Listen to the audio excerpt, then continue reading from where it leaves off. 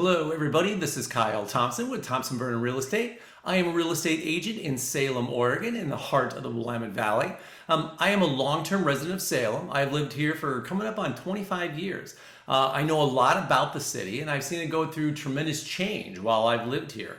The Living in Salem vlog is really about me sharing what I know about Salem with anybody who watches to help them decide if this is the right place for them to live. You know, in 2022, we created our first year in review document. This was a 16-page brochure that took an in-depth look into all of the real estate numbers in the Willamette Valley. We did this because the real estate market had changed so dramatically over the previous year, and the news was all over the place as to what was actually happening in the market. You know, we've always been a data-driven company, and so we thought it'd be useful for our clients if we could present them with the hard numbers and talk about what they meant. Well, we are now in January of 2023, so it's time for our 2023 report. In addition to discussing all the real estate numbers, we're also going to touch base on the class action real estate lawsuits that are currently going on and how they are affecting the local market. So stay tuned.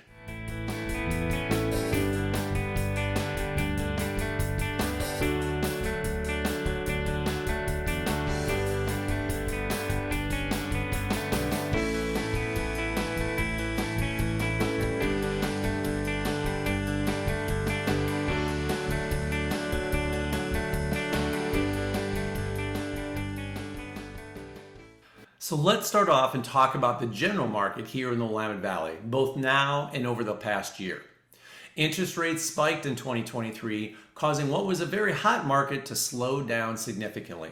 And it wasn't just an affordability issue for buyers, which certainly contributed to the slowdown, but just as importantly, it was the rate at which interest rates went up.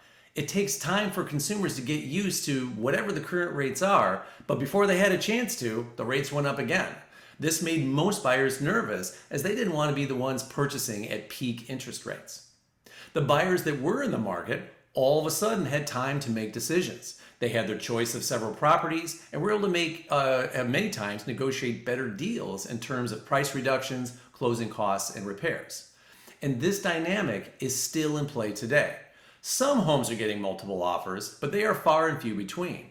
Most homes, even ones that are completely move-in ready, will receive one, maybe two offers, and homes that need updating or repairs, they are sitting. Now this chart shows the price appreciation across various cities in the mid-Willamette Valley. Many folks thought that higher rates would spur median home prices to drop, but that just hasn't happened. Home prices went up across the board, ranging from 0.5% in Jefferson to a little over 5% in Silverton. The only exception was Dallas, Oregon, which saw a 0.68% decline. Now, just like in 2022, a lack of inventory has supported prices. There is still not much to buy. This chart shows the months of inventory across the Willamette Valley. A balanced market with the same number of buyers and sellers is at 6 months. And with the exception of Monmouth and Independence, all the other cities are below 4 months of inventory, with about half the cities below 3 months. So certainly not like the frenzy during COVID when we had inventory measured in days, but still a seller's market. Now, an interesting exception to this are the cities of Monmouth and Independence. Monmouth is at a balanced market of 6 months, and Independence has swung into a buyer's market. Now, our guess for the reasoning is that both of these cities have new construction homes being a very large share of the available inventory. These homes are well above the median home prices of these cities, so I do think these two cities have an affordability issue. Dallas, the only city that had a price reduction, median price reduction in 2023, also has a lot of new construction, but the builders in Dallas shifted gears faster and built much smaller new construction homes that were less expensive, reducing the average price of the city as a whole.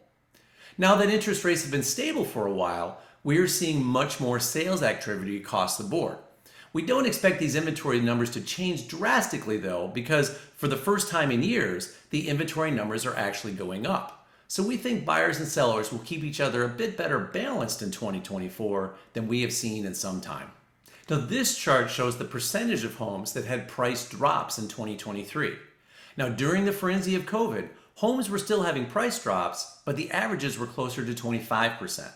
This chart shows that sellers are getting the message that they need to lower prices to find buyers in this higher interest rate era that we are in. I would say that my experience has been that the homes that do have price drops were, for the most part, priced too high in the first place. When a house is priced as if home appreciation is 20% year over year instead of the 2% it actually is, well, that leads to price drops to get it sold. And now we get to the big news in real estate, the class action lawsuits revolving around buyer agent commissions. Several years ago, a seller filed a lawsuit against RE/MAX, Anywhere, which is Coldwell Banker and the Era brands, Keller Williams, Berkshire Hathaway, and the National Association of Realtors, alleging collusion to keep real estate commissions inflated. Most of the multiple listing services across the country are associated and run by realtor organizations. The crux of the argument was that by requiring that a buyer agent commission be offered by the MLS, that rule in itself would keep compensation high. This case is known as the Sitzler case, and they filed for class action status, which was granted. In September of 2023, RE/MAX and Anywhere settled the lawsuit in combination with the upcoming Mohier case, another class action lawsuit, in exchange for some policy changes within the brands. In October of 2023, the Sitzler case went to trial in Missouri. After a 3-hour deliberation, the jury awarded the class $1.8 billion. NAR and Berkshire Hathaway and Keller Williams have vowed to appeal, and the attorney for Sitzler immediately filed the same case in another state. There are currently over 13 class action lawsuits around the country involving all of the national brands. In response, some MLSs across the country, including the Willamette Valley MLS, have started to decouple listing agent and buyer agent commissions. Our new listing paperwork, which we started using on January 2nd, lists the buyer agent and the listing agent commissions as separate line items. There is also an acknowledgement that the seller understands they do not have to pay any buyer agent commission and that the buyer agent commission is no longer unconditional. It can be changed as part of a real estate contract. You know, consumers have been told for decades that buyer agency was free. Now, it never was. It was always baked into the price of the home, but it felt free because it didn't show up on a buyer settlement statement, nor did they have to write a check. But now, buyers are ultimately responsible for paying their buyer agents, at least here in the Willamette Valley MLS, but there will be other MLSs that follow. So how are these lawsuits changing the real estate industry? Well, for sellers, you get to determine how much to pay the buyer agent, not your listing agent. And if you receive a low offer, you can counter by lowering whatever buyer agent commission you had agreed to. And on the buying side, well, buyers are going to need to start asking a lot more questions about what exactly their buyer agent is doing for them. You know, when buyer agency was free, having an agent whose main qualification is that they can open the door, well, perhaps that was acceptable. But when you're on the hook to pay thousands, if not tens of thousands of dollars to your buyer agent, it will be in your best interest to know what you're paying for. I'm going to be taking a much deeper dive into what you should expect from your buyer agent in my very next vlog, which will be out in a week or two. So what are the predictions for 2024? Well, first off, desirable homes, the ones in great neighborhoods that are move-in ready, will still sell quickly, perhaps even with a few offers. Home appreciation has slowed down, but it has not stopped. Homes will appreciate slightly in 2024. Most homeowners still have very low interest rate mortgages, but with rates trending downwards, surveys show that they're a lot more willing to move up or down than they have been over the last 2 years, which should lead to more inventory. The markets will be more favorable for buyers, but most markets will still be showing as a seller's market. And that, folks, is our 2023 market report. If you have any questions or you'd like to get a PDF version of our report, feel free to reach out to me. And if you liked what you saw today, click the subscribe button you see on your screen and you'll be alerted when my next video goes live. I'll see you next time.